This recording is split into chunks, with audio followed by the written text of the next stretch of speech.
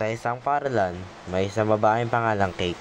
Si Kate ay isang academic achiever at student athlete na hinahangaan ng lahat sa campus. Siya din ang tinatawag nilang the perfect doll dahil sa kaniyang kagandahan. Isa din siyang influencer na laging updated ang kaniyang buhay roon. Ngunit, mayroon din siyang problema na hindi alam ng lahat. Ngayon, sila ay nasa isang klase habang nagtuturo ang kanilang guro. Nakatulog naman si Kate sa kanilang klase.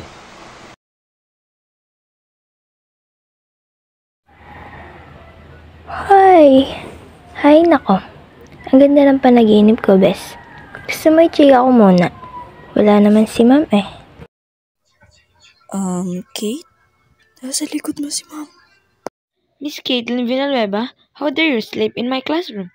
O sige, try answering the problem on the board. Ha? Ang dali lang naman ito. Kayang-kaya ko naman to gawin. Kahit mentally lang. Impressive. Well, dapat pala hindi kita in-underestimate, Kate. Keep it up the great work. Pero iwasan matulog sa aking klase. Okay, class?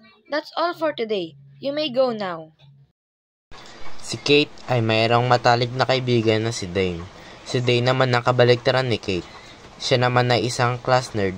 Mahilig din maglaro ng video game. Di tulad ni Kate na puro sport lang ginagawa sa free time at tumambay sa social media. Tara, Dane. Dun tayo sa library. Pwede mo ba akong turuan sa assignment natin? Malamang. Pwede. Tara, doon tayo pumesto para wala masyadong tao. Tara. Habang nag-aaral si Kate sa library, ramdam ni Kate na nakatingin si Dane kay Kate. Pero halata niyang kakaiba ang tingin niya kay Kate. Ay, grabe. Hindi ako makapaniwala. Kaibigan lamang kita. Dane, may sinasabi ka ba? Wala. May naisip na naman kasi ako. Ay, sige. Tara nga uwi na tayo at dahil magagabi na.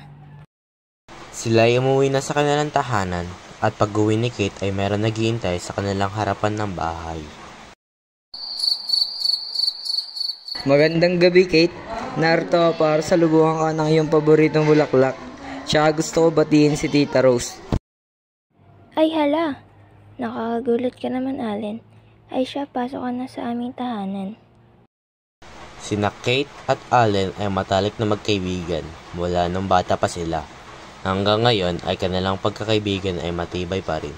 Kaya ngayon ay laging kasama ni Kate si Allen, kaya naman napapaselo si Dane sa kanilang banding. Magkasama sina Kate at Allen papuntang paaralan. Nakita sila ni Dane na magkasama at ito ay nagtaka. Bakit kaya magkasama sila?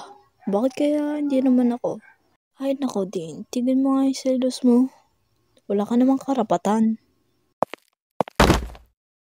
Ay hala, pasensya na din, hindi kita nakita dyan. Pasensya na rin. Pati okay lang naman ako. Hoy, umayos ka nga. Gamitin mo mga mata mo.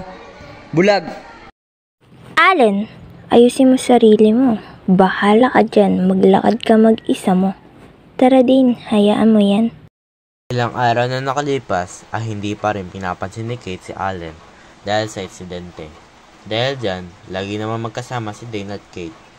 Pagdating nila ng klase, nagtataka sila kung bakit wala pa rin sa klase si Allen. Okay, class. Our absent for today is James Allen Evangelista and Caitlin Villanueva. Grabe yun. Absent na naman si Allen, pati naman si Kate. Ano kaya meron sa kanila? May sakit kaya sila or may nangyari sa kanila? Huwag kang chismoso, pero sasabihin ko kung ito ata ang dahilan. Nagkaroon kasi ng insidente noong isang linggo. Baka naman naapektuhan si Allen masyado.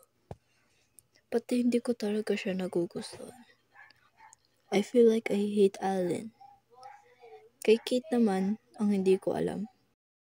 Naisipan ni Dane at James na puntahan si Kate sa kanilang tahanan para tingnan kung ano nangyari. Pati na rin ang pagsabi ng kaniyang totoong nararamdaman kay Kate. Tao po. Nandiyan po ba si Kate? Kamusta, anak? Kayo ba'y kaibigan ni Kate? Opo, tita. Kami po ay kakasi ni Kate. Nagtataka lang po ako kung bakit hindi po siya nadalo sa klase. May nangyari po ba? Ay, ewan ko sa batang yon, nak. Basta't sabi niya gusto niya daw muna magpahinga sa kwarto niya. Gusto niyo ba pumasok sa loob? Sige po, tita. Salamat po. Tara, pre. Kakamustahin ko na siya at tsaka aamin na ako dahil gusto ko na malaman niya kung ano nararamdaman ko para sa kanya. Gawin mo na. Puntahan mo na siya sa kwarto niya para gulatin at kamustahin mo na ngayon. Pagpasok na din sa kwarto ni Kate para sa presa, bumalik naman ito sa kanya at siya ang nasapresa sa laking gulat nito. Pagbukas niya ng pinto, nakita niya naghahalikan si Kate at Allen sa loob ng kwarto. Dane? Ba't ka nandito? Pwede ka naman kumatok ah. Hoy ikaw, bakit ka narito? Kate? Totoo ba to? Totoo ba ang nakita ko? Pero na ba talaga ni Allen? Hindi pa. Pero gusto namin ng isa't isa. Bakit? Bawal ba? Hindi ka ba magiging suportado sa amin? Alan at James, alis muna kayo. Mag-uusap pa kami ni Dane. Kate, hindi ako nandito para malaman yan. Pumunta ako rito para kamustahin ka.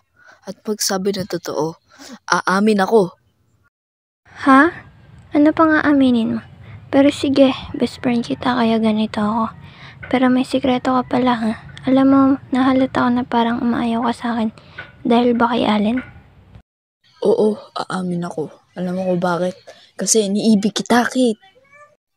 Matagal na kitang gusto sapagkat napaisip ako. Paano naman kung may iba kang gusto? O kaya hindi ako yung gusto mo. Kaya hindi ko naisabihin sa'yo agad. Pasensya na, Dane. Gusto rin naman kita, kaso bawal. Babae tayo parehas. Kung lalaki ka lang tulad ni Allen, edi wala yung problema para sa ating buhay. Kala ko tayo hanggang dulo, ba't ngayon nag-iisa ako? O diba wala akong natutunan? Ang hirap mo pa rin kalimutan.